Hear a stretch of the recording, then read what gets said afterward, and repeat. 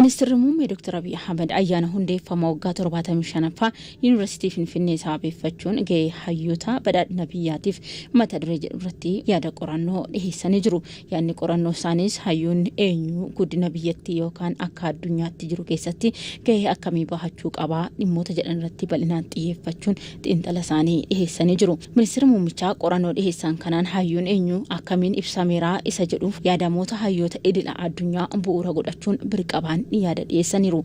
Hayyummaan yaada jaallachuu fi kabajuun gadi fageessanii yaaduu fi baay'ee gaafachuu dubbisuu fi xiinxaluun kan ibsamu ta'uu hubachiisaniiru. የምሁርነት መገለጫው ምንድነው? ምሁርነት ሐሳብ አክባሪ ሐሳብ አፍቃሪ መሆን አለበት። ibsituun hayyummaa maal yoo jenne hayyummaan nama yaada kabajuu fi kalaqu ta'uu qaba. Gad fageenyaan kan dhimmoota xiinxalu hedduu kan gaafatu ta'uu qaba. Nama dubbisuu fi xiinxala hubannoon ga'oomsu ta'uu qaba. Rakkoo furuun beekumsa dubbisee fi barreesse gara qabatamaatti jijjiiruun waan jireenya hawaasaa jijjiiru hojjechuu qaba. Haalota karaa adda ta'een gad fageenyaan kan xiinxaluu fi kan ilaalu ta'uu qaba. Rakkoolee walxaxoon gufuuwwanii fi rakkoolee adda addaa jiraachuu danda'u.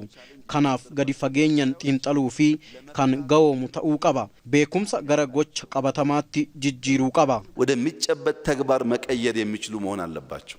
Hayyoonni ibsituu isaanii kanaan ibsamanis dandeettiin dhiibbaa uumuu fi furmaata barbaaduu keessatti qabanis dameewwan adda addaatiin akka ibsaman ministeerri muummichaa kan kaasan. ምሁራን ዘርፈ ብዙ ሚናዎች አሉን መጫወትም እንችላለን። አንደኛው የፒርስ ኢንፍሉዌንስ ነው። Hayyoonni gahee baachuu qaban hedduutu jira. Inni jalqabaa dhiibbaa uumuu gitaati. Kana jechuun hayyota gidduutti falmii cimaa gaggeessuun yaadota ciccimoo baasuu danda'uudha. Yaadamoota garagaraa iddoo adda addaa jiran dubbisuun haala qabatamaa biyya keenyatti fiduu danda'uudha. Akkuma jirutti waraabanii fiduun hin ta'u. Kun dhiibbaa akkamii akka qabu argaa waan jiraniif hunda isaa gara keenyatti fiduun kan ulfaatu fi rakkoo kan ta'u haalli qabatamaa addunyaa fi keenya yoo qabatamaatti jijjiiramu rakkoo ta'uu danda'a waan ta'eef.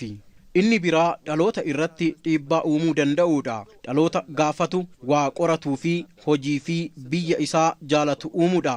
Inni biraa hawaasa irratti dhiibbaa uumuudha. Hawaasni safuu isaa akka hin daganne naamusa dursuun karaalee rakkoo walxaxaa isa muudatan keessa ittiin darbu akeekuudha. ኤቲካል ጋይድ ሆነው በተለይም ኮምፕሌክስ ቫልዩስን ግራፕል እንዲያደርግ ማህበረሰብን ማንቃት ማስተማር ሌላው ስራቸው ነው። አስኳሉ የሚያገለግሉበት ስራቸው ነው።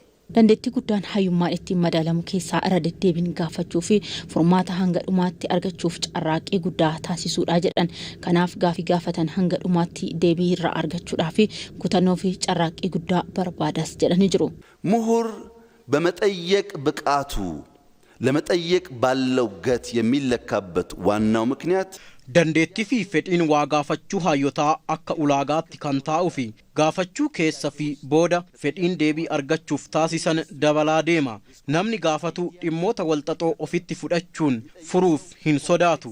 Kun ammoo kutannoo fi carraaqqii taasisuun alatti salphaattiin argamu. Hayyummaan irra deddeebiin barreessuu, yaadota filachuu fi sirritti dubbisuuf kutannoo qabaachuun argama. በእንደዚያ ባለ ዴዲኬሽን ኤክስፕሎር በማድረግ ፍላጎት ውስጥ የሚፈጠር ነገር ነው። Ministeerri muummichaa hayyummaan kan umrii dheerinaan dhufu yookaan kan achi ga'uuf nu hafaa jennu mitis jedhan. Hayyoonni addunyaa hedduun umrii dargaggummaa isaaniitti hojiilee addunyaa hanga irraatti jijjiiran hojjechuun dabarsuu akka fakkeenyattis kaasanii jiru.